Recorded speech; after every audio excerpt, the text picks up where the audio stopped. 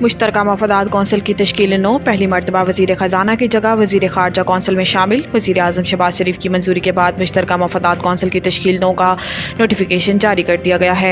8 रुकनी मुश्तरका मफादात council के chairman वज़ीर आज़म शहबाज शरीफ होंगे, जबकि चारों सूबों के वज़राए आला बतौर मेंबरान कौंसिल में शामिल होंगे। इसके अलावा मुश्तरका मफादात कौंसिल में पहली मरतबा वज़ीर ख़जाना की जगह वज़ीर ख़ारजा को शामिल किया गया है। वज़ीर ख़जाना मुश्तरका मफादात कौंसिल के परमानेंट मेंबर होंगे, लेकिन वज़ीर आज़म शहबाज शरीफ ने साबिक़ वज़ीर ख़जाना इसाक डार के तजर्बे और सूबों से मामलात तय करने की सलाहियतों को देखते हुए इन्हें मुश्तरका मफादात कौंसिल में शामिल किया है। विफाकी वज़ीर ख़जाना मोहम्मद औरंगज़ेब पहली मरतबा काबीना का हिस्सा बने हैं, इसलिए इनकी जगह तजर्बाकार इसाक डार को कौंसिल में रखा गया है। नोटिफिकेशन के मुताबिक मुश्तरका मफादात कौंसिल में वज़ीर दफ़ा ख्वाजा आसिफ और KP से वज़ीर सफ़रान अमीर मकाम भी शामिल होंगे। नोटिफिकेशन के मुताबिक मुश्तरका मफादात कौंसिल 21 मार्च 2024 से वजूद में आई। IMF के बड़े प्रोग्राम में जा रहे हैं और रवां माली साल ही मुआहिदे के ख्वाहिशमंद हैं। वज़ीर ख़जाना पाकिस्तान स्टॉक एक्सचेंज में तकरीब से खिताब करते हुए वफाकी वज़ीर ख़जाना मोहम्मद औरंगज़ेब का कहना था कि 14 और 15 अप्रैल को वर्ल्ड बैंक IMF इजलास में जाएंगे और नए प्रोग्राम के खदोखाल पर बात करेंगे।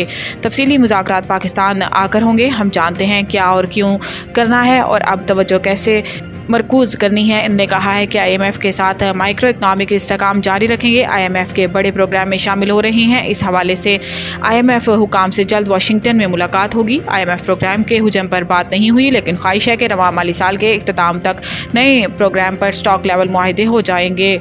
पंजाब में नवाज शरीफ किसान कार्ड की मंजूरी, चीन के ताउन से रिसर्च सेंटर बनाने का फैसला। लाहौर में मरियम नवाज की ज़ेर सदारत ज़रई इस्लाहात में मुनक्किद इजलास में Punjab seed corporation Punjab agri research board की तश्कील 9 का जायज़ा लिया गया और चीन के ताउन से ज़रई यूनिवर्सिटी फैसलाबाद में 2 अरब से रिसर्च सेंटर बनाने का फैसला। दौरान इजलास एग्रीकल्चर डिपार्टमेंट को हर फसल की पैदावार और डिमांड का मुकम्मल डाटा मुरतब करने की हिदायत दी गई और कॉटन गंदम चावल की फसल पर रिसर्च और डेवलपमेंट के लिए सेंटर ऑफ एक्सीलेंस बनाने की मंजूरी भी दी गई। इजलास में ज़रई ज़मीन को रिहायशी मकासद के इस्तेमाल रोकने के लिए कानून की तजवीज़ का जायज़ा लिया गया और एग्रीकल्चरल एक्सटेंशन विंग को जदीद टेक्नोलॉजी से आरास्ता करने और एग्रीकल्चर एक्सटेंशन विंग में 500 एग्रीकल्चर ग्रेजुएट्स की भर्ती करने पर इत्तेफाक किया गया। इजलास के दौरान वज़ीर आला पंजाब को दी गई ब्रीफिंग में बताया गया है कि किसानों को 2 साल में 7 अरब रुपए की लागत से 24,800 जदीद तरीन ज़रई आलात दिए जाएंगे।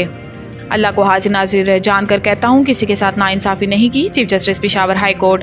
Chief justice Peshawar high court justice Mohammad Ibrahim के कमरा अदालत में ख़त्मुल कुरान की तकरीब हुई, जिसमें मुल्क में अमन व अमान खुशहाली के लिए खसूसी दुआ मांगी गई। ख़त्मुल कुरान की तकरीब से खिताब में chief justice Peshawar high court ने कहा कि अल्लाह ताला हमारे मुल्क को अमन का गहवारा बना दे।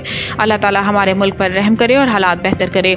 अल्लाह ताला से दुआ है कि हमारे मुल्क में इंसाफ का बोलबाला हो। जस्टिस इब्राहिम ने कहा कि कुछ अर्सा में 1000 ऐसी दरख्वास्तें सुनी जो दूसरे सूबों से आईं। अल्लाह को हाजिर नाजिर जानकर कहता हूँ कि किसी के साथ नाइंसाफ़ी नहीं की। कानून के मुताबिक हमने दरख्वास्त गुजारों को सुना। जितने साइलिन आए हैं, जिम्मेदारी लेता हूँ कि मैंने उनके साथ इंसाफ किया है।